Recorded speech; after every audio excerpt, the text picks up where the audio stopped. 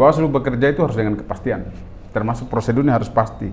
Tidak bisa mengikuti asumsi atau keinginan publik, ya. Karena ada standarisasi di sana. Tetapi juga harus diingat bahwa bukan memuaskan publik, tetapi terbuka kepada publik bahwa posisi informasinya seperti ini.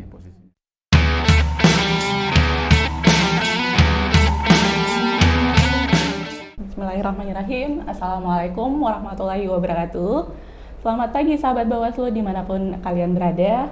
Kembali lagi dengan saya Aulia Pertiwi selaku host Lensa Pengawasan Podcast Bawaslu Kota Kendari yang akan menyapa kalian dimanapun berada.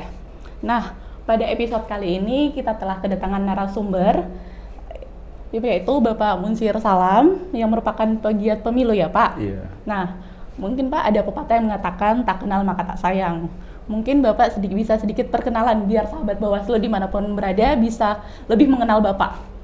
Boleh Pak? Baik.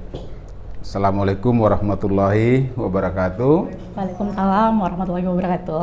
Untuk semua sahabat Bawaslu di mana saja, pertama terima kasih kepada Bawaslu Kota Kendari dan host yang sudah memberikan ruang podcast ini pada saya untuk bisa berbagi ya dengan sahabat Bawaslu semua. Saya Munsir Salam sekarang sebagai pegiat pemilu, khususnya saya mengkoordinir sebuah lembaga pemantau pemilu juga, dan sejak pemilu 2024 kemarin juga kami aktif melakukan pemantauan, yaitu Akademi Pemilu dan Demokrasi Indonesia yang ada di hampir seluruh provinsi. Nah, saya posisinya di Sultra sebagai koordinator wilayah Sultra.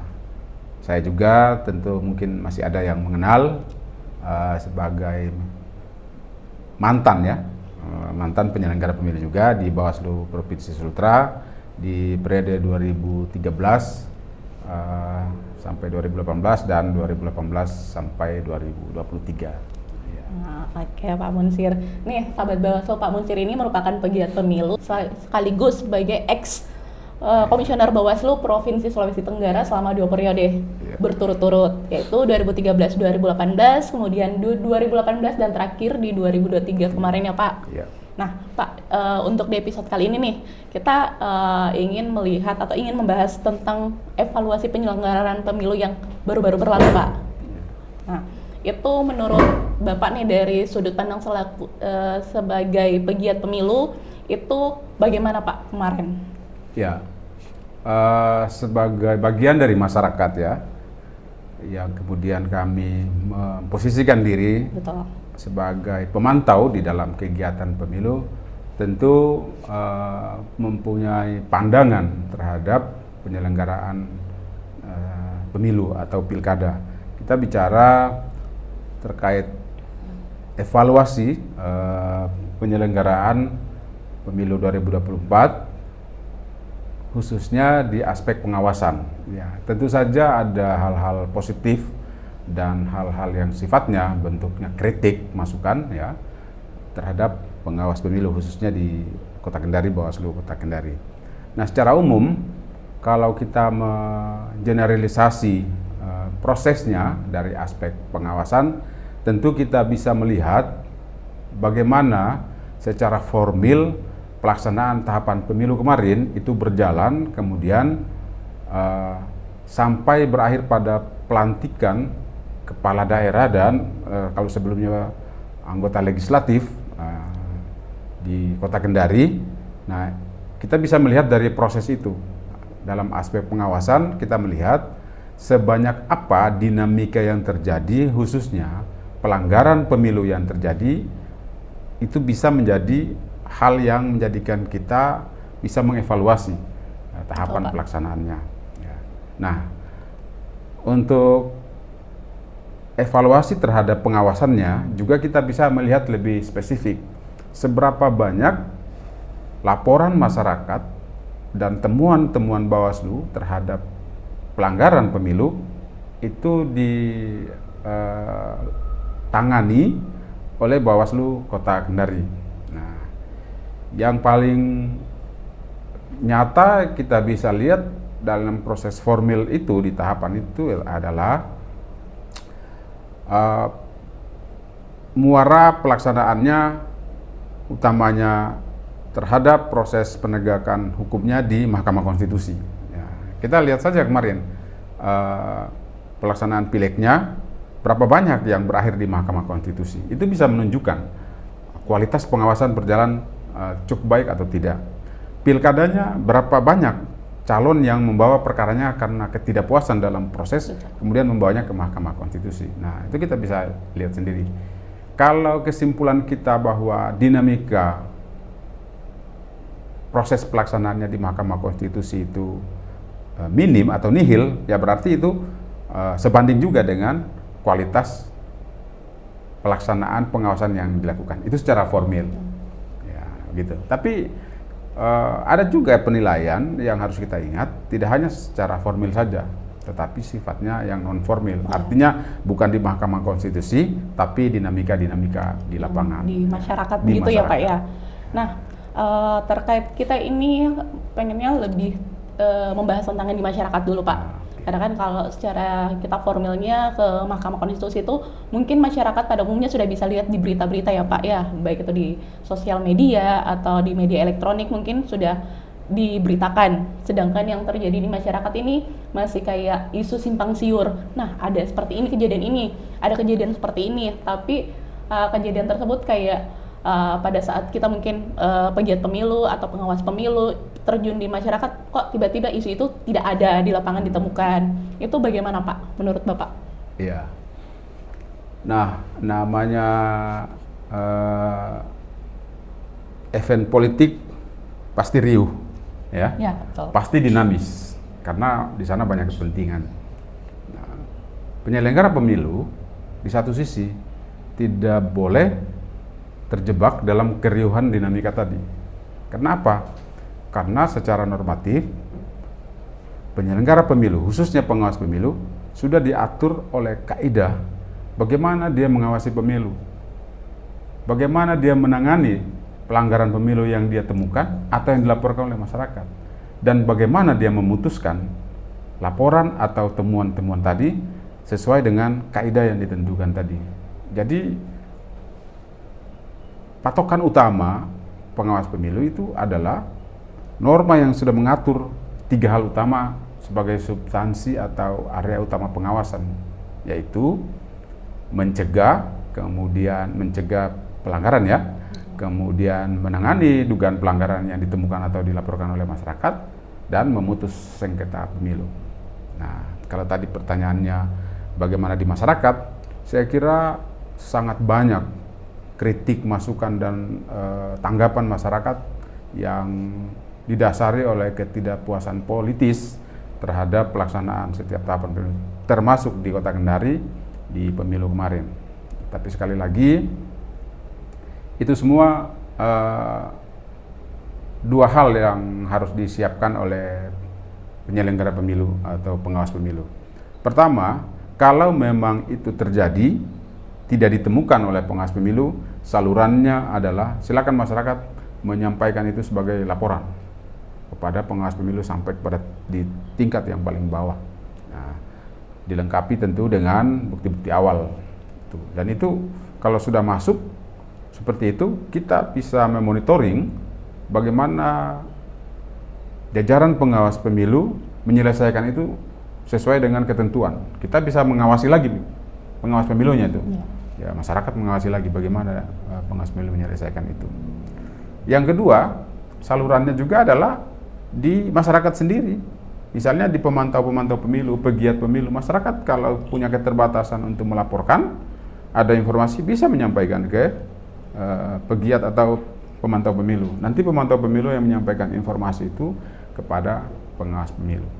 Nah, kalau sudah dilakukan hal ini yang secara normatif dan kemudian membuka ruang partisipasi, saya kira pengawas pemilu menyerahkan semuanya juga, silakan masyarakat memberikan apresiasi terhadap itu semua.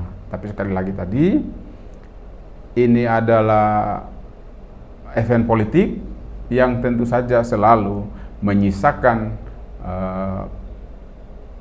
asumsi-asumsi yang sifatnya politis juga. Ya. Saya kira seperti itu. Oke Pak, berarti ini seperti tadi Bapak bilang, pengawas sendiri pada saat terjun ke lapangan ada kaidah-kaidah yang harus diperhatikan. Iya. Nah misal nih Pak, ada case, ini cuma misal ya, contoh ya Pak, ada case masyarakat melaporkan entah ke pegiat pemilu atau pengawas pemilu, ini nih ada kegiatan kayak begini, ada dari caleg dari partai A, ada lakukan hal-hal begini yang sepertinya melanggar dengan undang-undang. Nah, ini masih kayak kabar burung ini Pak, entah ini sebagai black campaign atau apa ya Pak ya untuk menjatuhkan. Nah, apakah ada standar-standar Pak untuk melakukan pelaporan itu sehingga bisa ditindaklanjuti oleh pengawas pemilu atau pegiat pemilu, atau asal ada laporan bisa langsung ditindak seperti itu Pak? Pertama, secara prinsip kita harus menempatkan setiap informasi dari masyarakat sebagai sesuatu yang harus dihargai. Ya. Kita tidak boleh menutup ruang partisipasi masyarakat, termasuk memberikan informasi. Nah, pemantau pemilu harus menjadi perpanjangan tangan yang di-hire oleh pengawas pemilu sebagai sebuah strategi bagaimana tadi mendekatkan ruang partisipasi masyarakat. Ya. Silakan dulu masyarakat menyampaikan itu. Ya. Kemudian kita masuk secara prosedural tadi, apakah tentu ada kaidahnya. Sebagai lembaga yang punya tupoksi menegakkan hukum di urusan pemilu, tentu juga di Bawaslu harus sangat diikat oleh norma, oleh ketentuan, oleh kaidah bagaimana mengawasi pemilu tadi. Karena jangan sampai tadi terpengaruh oleh dinamika politisnya. Ya, makanya ada kaidah itu. Ya. Saya kira kaidahnya sudah jelas di Bawaslu ya. Informasi itu disampaikan kalau langsung kepada pengawas pemilu pada semua tingkatan, sejauh dilengkapi dengan bukti-bukti awal. Kalau sudah masuk, Bawaslu punya kewajiban kemudian untuk menindaklanjuti itu sampai pada keputusan awal apakah itu memenuhi ketentuan bahwa itu bisa ditindaklanjuti oleh Bawaslu atau tidak. Kalau tidak memenuhi ketentuan secara formil material untuk ditindaklanjuti, tetap Bawaslu kan punya kewajiban untuk menjadikan itu sebagai informasi awal yang harus ditelusuri. Nah, catatan bagi Bawaslu, ini harus disampaikan kepada masyarakat bahwa posisi informasi yang diberikan atau laporan yang sudah sampaikan seperti ini posisinya, sehingga dia tadi tidak punya pengharapan yang begitu besar, melebihi ekspektasi dia terhadap penanganan kasusnya itu, tidak melebihi apa yang secara faktual buktinya tidak ada, tapi dia mengharapkan untuk disanksi misalnya, itu kan tidak bisa, tidak fair gitu. Ya, sehingga tadi tanggung jawabnya Bawaslu menegakkan normanya, tetapi juga menyampaikan bahwa posisinya seperti ini. Ya. Yang kedua, di pegiat atau kami ya sebagai pemantau pemilu misalnya. Nah, itu juga tidak ada norma sebenarnya yang terlalu strike di sana. Tadi prinsipnya tadi membuka ruang, mendekatkan diri kepada masyarakat, masyarakat menyampaikan informasi. Nah, kembali lagi, pemantau pemilu menyampaikan sebagai informasi awal kepada pengawas pemilu. Kemudian secara norma pengawas pemilu masuklah ke mekanisme itu sebagai informasi awal untuk ditindaklanjuti. Ya, kembali lagi, siklusnya selalu seperti itu. Pada tahap tertentu disampaikan kembali lagi ke pemantau pemilunya yang mewakili masyarakat tadi bahwa posisi informasinya seperti ini, tidak bisa ditindaklanjuti, atau sebaliknya masuk menjadi temuan Bawaslu. Oke, berarti siklusnya itu sudah tetap, misalnya ada laporan, ditindaklanjuti, dilihat dulu, sedangkan untuk bentuk laporannya itu bagaimana ininya bersifat dinamis ya Pak ya, bersifat fleksibel dan dinamis, jadi tidak ada berarti tidak ada hal yang ini nggak usah diabaikan aja dah, tapi itu semua kita lihat dulu, bagaimana kita juga tetap menggali di lapangan bagaimana sih sebenarnya kejadian tersebut. Iya. Intinya Bawaslu bekerja itu harus dengan kepastian, termasuk prosedurnya harus pasti, tidak bisa mengikuti asumsi atau keinginan publik, ya. Karena ada standarisasi di sana. Tetapi juga harus diingat bahwa bukan memuaskan publik, tetapi terbuka kepada publik bahwa posisi informasinya seperti ini posisinya. Ya, itu kembali kemudian pada perspektifnya masyarakat terhadap itu. Ya, banyak yang tidak puas tentu ya, karena tadi ini politis. Betul. Ini kita berbicara dalam konteks wilayah Kota Kendari ya Pak ya, karena kembali lagi kita di Kota Kendari ini. Dari sudut pandang sebagai pegiat pemilu Pak, itu pelaksanaan pemilu dan pilkada kemarin itu bagaimana sih Pak di Kota Kendari? Ya. Secara umum nih, umumnya dulu Pak. Secara umum atas nama Akademi Pemilu dan Demokrasi tentu kami menilai sudah cukup baik, meskipun masih harus ada sisi-sisi yang harus diperbaiki ya. Misalnya penilaian cukup baik itu dari aspek apa? Ya tadi, bagaimana dinamika yang tinggi tetapi tidak berujung pada penyelesaian hukum di mahkamah misalnya. Kenapa? Karena kami meyakini teman-teman Bawaslu dengan kewenangan yang dimiliki itu secara simultan menyelesaikan sesuai dengan batas kewenangannya. Kan ada juga itu yang beberapa daerah ya, kalau kita lihat kok itu jadi sesuatu yang tidak memberikan kepastian dalam penanganannya. Sudah selesai tahapannya, tapi prosesnya penegakan hukumnya masih berjalan terus. Ya, padahal kalau proses penegakan hukum di pemilu, misalnya juga masuk ke pidana pemilu, semua sudah ada kaidah waktunya. Tidak ada itu yang tidak selesai dalam batas waktu yang sudah ditentukan oleh peraturan perundang-undangan. Ya. Nah, jadi itu secara umum sudah cukup baik. Ya, dari kacamata APD sendiri melihat, ya, diukur dari pelaksanaan penanganan pelanggaran oleh Bawaslu sendiri, kemudian bagaimana berujung di Mahkamah Konstitusi. Tetapi secara kualitatif juga mesti ada penguatan-penguatan yang masih harus dilakukan, baik kepada jajaran pengawas pemilu sendiri yang ad hoc misalnya, maupun pemahaman masyarakat tadi, bagaimana peran-peran masyarakat terhadap upaya bersama kita supaya kualitas pelaksanaan pemilu dan pilkada kita lebih baik. Yang ingin kita sampaikan masyarakat begini, kita semua, apa kalau saya sebut ya, pemilu ini ada ekosistemnya, ya kan? Ekosistem pemilu itu ada. Apa itu ekosistem pemilu? Siapa-siapa itu? Ya penyelenggara pemilu sendiri, pemerintah, peserta pemilu, baik perseorangannya maupun partai politiknya, dan masyarakat sendiri. Jadi masyarakat ini bagian yang tidak terpisah dari ekosistem pemilu. Kalau kita menginginkan proses pemilu dan hasil pemilu baik, maka semua ekosistem ini punya tanggung jawab untuk mewujudkan pemilu yang baik. Masyarakat misalnya, jangan berteriak soal kericuhan, tetapi kita sendiri ikut melakukan hal-hal yang mendestruksi nilai pemilu. Ya. Berarti gitu. Jangan sampai kita di sana ricuh nih, ternyata kita sendiri yang pemantiknya gitu ya Pak? Iya, kita sendiri ikut terlibat di dalam urusan melakukan hal-hal yang kita tahu bahwa itu melanggar. Tetapi ketika kita tidak puas, kita menyoroti penyelenggara pemilu, utamanya pengawas pemilu, bahwa mereka tidak mampu melakukan pengawasan, padahal yang melakukan kita. Nah itu kan tidak fair. Nah, semua ekosistem ini harus secara moral punya tanggung jawab untuk mendorong pemilu yang baik. Nah, yang ini yang menjadi tantangan bagi Bawaslu. Bagaimana mendorong semua pihak di dalam ekosistem pemilu tadi care terhadap pemilu, paham bagaimana ikut mendorong kualitas yang baik, dan itu bisa menjadi mitra dari Bawaslu. Gitu. Nah Pak, seperti tadi untuk pelaksanaan pemilu di Kota Kendari, menurut Bapak selaku pegiat pemilu dari APD sendiri, bahwa pemilu 2024 itu sudah terlaksana dengan baik pada tahun 2024. Yeah. Sedangkan berarti terlaksana dengan baik berarti masih ada hal-hal yang minus sedikit ya Pak, yang perlu diperbaiki. Mungkin Bapak bisa jelaskan sedikit nih poin-poin apa yang perlu diperbaiki sehingga pengawas-pengawas pemilu bisa lebih memperbaiki diri untuk pemilu selanjutnya Pak. Oke.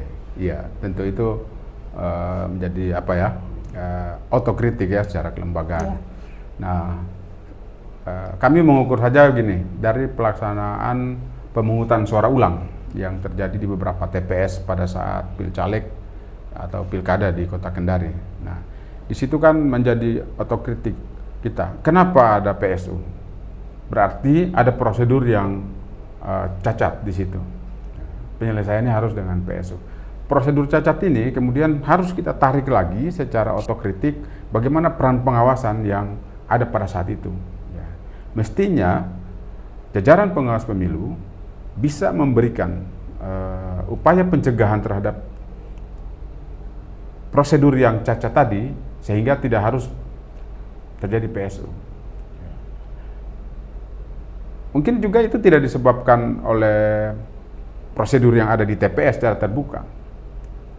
Meskipun kemudian penyelesaiannya harus dengan pemungutan suara ulang. Tetapi harus dipastikan ketika itu terjadi, misalnya PSU karena ada pemilih yang memilih lebih dari satu kali. Ya kan kembali ke pertanyaannya, bahwa peran pengawas pemilu mencegah itu di mana? Ya, gitu. Harus kelihatan. Kalaupun tidak bisa diantisipasi, tapi informasi itu jangan sampai munculnya ketika sudah selesai proses. Artinya pengawas pemilunya di sana tidak memberikan reaksi terhadap kasus-kasus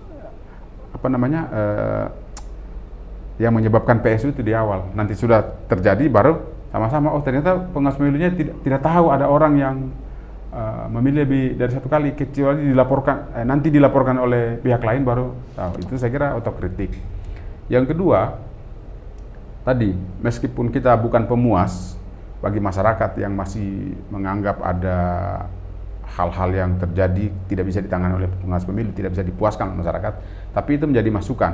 Misalnya isu bahwa tingginya money politik, ya, aparatur sipil negara yang ikut cawe-cawe di ini, ya. Kalau di Bawaslu kan secara formal tadi, selama itu tidak menjadi temuan, kemudian tidak dilaporkan dengan fakta, kita juga tidak boleh menanggapi itu dengan panik bahwa masyarakat masih menilai, gitu. Tetapi menjadi sesuatu yang mendorong kita untuk bagaimana sosialisasi. Utamanya sekarang kan tahapan belum berjalan ya secara teknis begitu. Nah, ini berarti menjadi tanggung jawab Bawaslu untuk memberikan banyak pemahaman melalui sosialisasi kepada masyarakat. Tadi apa itu pelanggaran pemilu, masyarakat perannya seperti apa, ya tadi.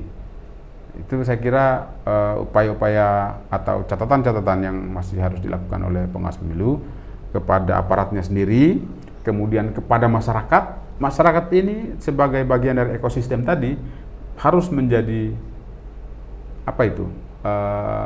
bukan target, tetapi hal yang harus diprogramkan oleh Bawaslu untuk diberikan sosialisasi dalam upaya kita membangun penyadaran bersama tadi.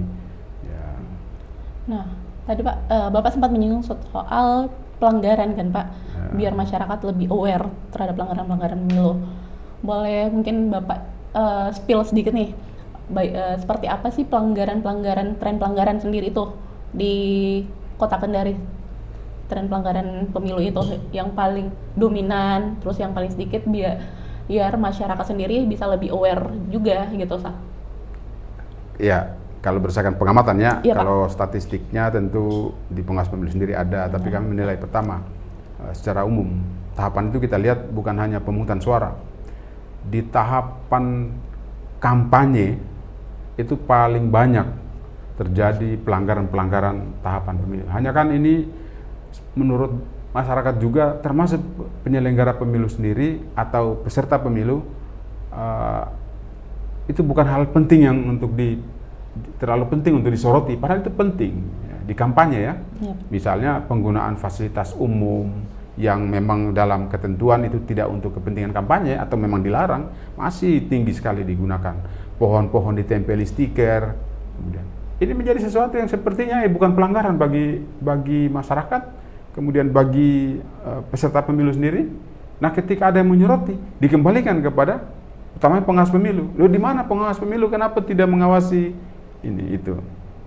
Yang kedua, kampanye yang sifatnya pengerahan massa misalnya, melibatkan anak-anak, kemudian menggunakan lagi fasilitas umum, nyata-nyata dilarang untuk tidak melakukan pertemuan yang batasan waktu itu masih sangat tinggi terjadi. Itu pertama dari aspek tahapannya itu kampanye. Yang kedua tentu adalah money politik. Ya, money politik dengan segala bentuknya. Ini menjadi isu yang terus mengemuka bukan hanya di Kota Kendari tapi di seluruh Indonesia. Nah, menjadi pekerjaan kita bersama tentu tadi dengan sosialisasi kepada masyarakat. utamanya membangun penyadaran masyarakat juga, ya, bahwa kalau Anda tidak suka money politik, Anda juga jangan menerima atau istilahnya apa ya, familiar lah. Bahkan ada yang menulis menunggu serangan fajar, ya, menerima money politik di sini. Itu kan sikap-sikap yang familiar terhadap, padahal kita sama-sama tidak suka itu. Ya jangan lakukan. Bagi pengawas pemilu, ini menjadi sesuatu yang diupayakan di awal untuk diberikan membangun aware masyarakat kemudian. Tetapi pada tahapan berjalan, kemudian secara formil itu disampaikan oleh masyarakat, sekali lagi harus pada asas-asas penanganan pelanggaran yang memberikan kepastian. Siapa yang melakukan, di mana tempatnya, apa buktinya. Minimal disampaikan itu, jangan hanya disampaikan bahwa di sana ada money politik, ya bentuknya kayak apa. Karena money politik itu bukan soal uang, ya, termasuk materi-materi lainnya itu kan termasuk kategori money politik. Yang berikutnya atau yang ketiga adalah soal tadi bagaimana posisi utamanya aparatur sipil negara. Aparatur sipil negara ini satu kelompok strategis dalam politik yang selalu mereka mungkin tidak punya niat, tetapi ditarik-tarik dia. Jadi 3 hal yang biasa selama ini kita temukan, ya. 3 hal yang terjadi pada aparatur sipil negara terhadap situasi politik baik pilkada maupun pilcaleg. Pertama, dia memang terlibat.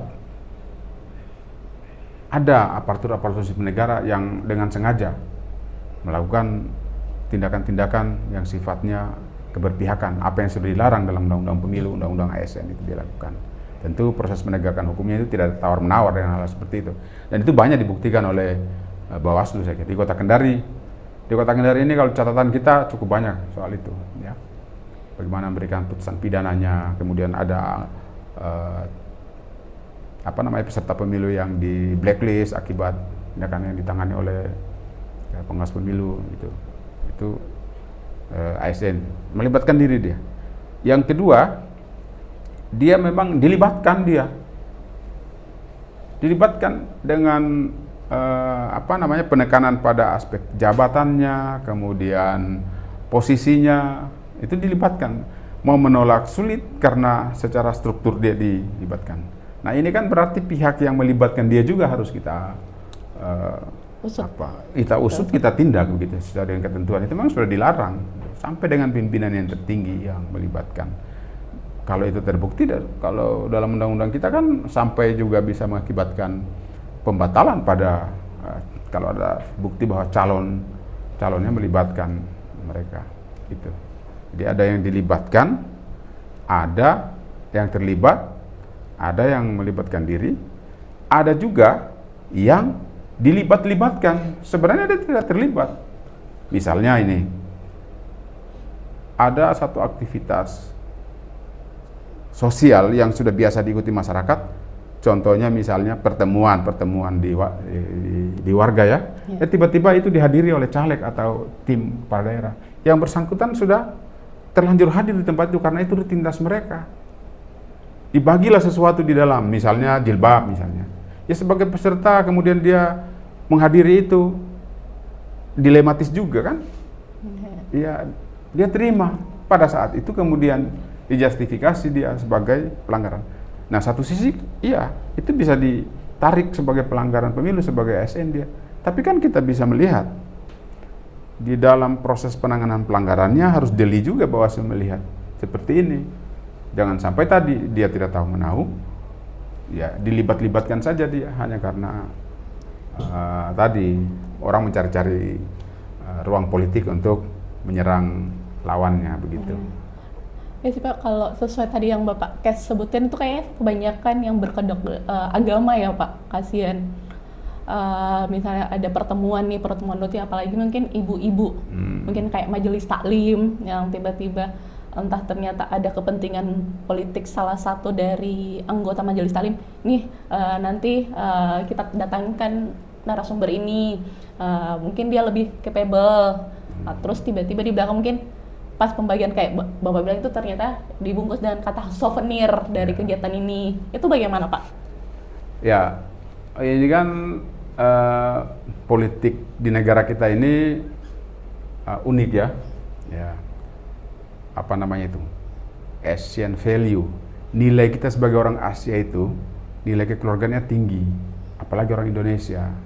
Nah, tadi kegiatan-kegiatan yang sifatnya keagamaan, apalagi yang keagamaan ya, itu kan menarik minat orang untuk ikut. Kalau tidak ikut kita merasa ketinggalan nih sebagai warga komunitas tertentu misalnya. Tetapi tadi ruang politiknya dilihat oleh calon, dimanfaatkanlah ya sebagai sebuah strategi politik dalam aspek tertentu, yaitu cara dia untuk menang. Sejauh itu tidak masuk dalam batasan-batasan tentang money politik, tidak masuk dalam unsur-unsur sengaja melakukan pemberian barang atau materi untuk mempengaruhi pilihan, saya kira tadi yang namanya nilai-nilai di masyarakat itu tetap harus kita hargai. Bagaimana untuk menghindari tadi? Saya kira pengawas pemilu punya tantangan untuk ini. Nah, kalau begitu, pengawas pemilu harus punya cara bagaimana juga mendekati kelompok-kelompok ini di kegiatan keagamaan masuk untuk memberikan sosialisasi. Jangan melarang kegiatannya, tetapi masuk ke sana untuk memberikan pemahaman kepada mereka. Hati-hati loh, kalau ada pertemuan, Anda misalnya kebetulan masyarakatnya anggota komunitas ini juga tapi PNS, hati-hati loh, ada hukumnya itu bagi PNS-nya. Kalau ada caleg yang datang, sebaiknya Bapak Ibu menghindar saja, minta pamit duluan pulang. Itu cara yang harus kita imbangi begitu sebagai pengawas pemilu. Betul. Karena kalau masyarakat mau dilarang tidak boleh ikut pertemuan keagamaan, gitu. Caleg-caleg atau peserta pemilu juga memang melihat itu, strategi dia mendekati kelompok agama. Nah, itu dalam aspek tadi pendekatan kulturalnya. Tapi dalam aspek pendekatan penegakan hukumnya, undang-undang kita sudah cukup akomodatif atau peraturan pengawasan pemilu juga itu sudah cukup memberikan penegasan bagaimana menghindari kampanye yang memanfaatkan membawa-bawa agama itu ada batasannya. Kalau itu ditemukan, saya kira Bawaslu punya wewenang untuk bisa menindak itu ya. Oke. Gitu.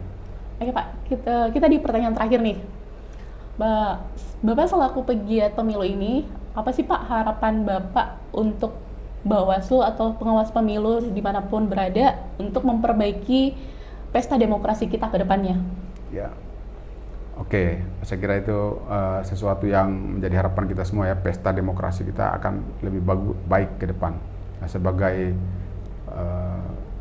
orang yang pernah menjadi pengawas pemilu, kemudian juga saya masih bergerak di bidang kepemiluan sebagai pegiat, saya kira saran saya di luar kewenangan-kewenangan normatif Bawaslu harus mendorong upaya pencegahan yang lebih kuat, yang lebih variatif ya, untuk mencegah dengan memberikan pendidikan politik kepada semua kelompok yang bisa dijangkau oleh Bawaslu dengan berbagai pendekatan.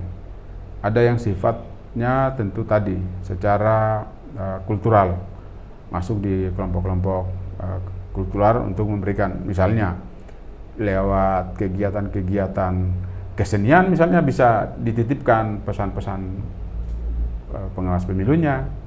Ya. Kemudian tadi ada event-event yang berjalan di masyarakat, baik itu sosial atau keagamaan, berupaya juga masuk ke sana untuk memberikan pemahaman pada masyarakat. Yang kedua kepada secara institusional ya. Mulai dari siswa, mahasiswa, itu adalah kelompok-kelompok potensial yang bisa didekati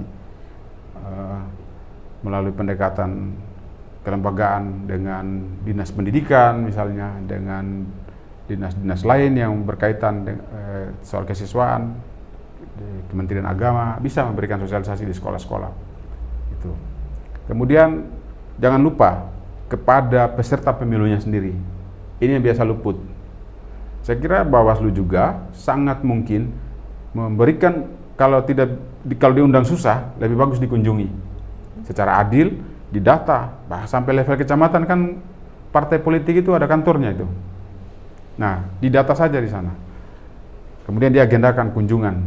semua partai politik yang eksis ada kantor sekretariatnya di kecamatan ini, kita atur waktu komunikasikan dengan mereka. Kalaupun mereka menolak, ya sudah, Bawaslu sudah mencoba itu. Tapi saya kira mereka juga ada yang bersedia itu untuk diberikan pemahaman. Ya tentu tidak dengan cara ditatar ya, tetapi diskusi seperti ini di kantor-kantor partai politik misalnya bisa menjadi agenda menarik bagi Bawaslu untuk diagendakan secara bergilir, kunjungan begitu. Ya bahasanya kunjungan silaturahmi, tapi di dalam itu akan memberikan banyak ruang untuk berdiskusi. Mungkin mereka butuh juga perspektif bahwa tidak bisa dia hanya menjadi peserta pemilu yang menuntut kualitas pemilu ini baik, tapi dia juga harus menjadi peserta pemilu yang harus mengupayakan secara partisipatif bahwa pemilu ini harus baik, gitu. Oke Pak, terima kasih banyak Pak Munsir untuk penyampaiannya, segala informasinya. Semoga apa yang kita bahas atau yang Bapak informasikan bisa menjadi insight baru untuk sahabat Bawaslu dimanapun berada. Cukup sekian episode podcast kita pada pagi hari ini. Salam Bawaslu, bersama rakyat awasi pemilu, bersama Bawaslu tegakkan keadilan pemilu. Sekian, wassalamualaikum warahmatullahi wabarakatuh. Waalaikumsalam.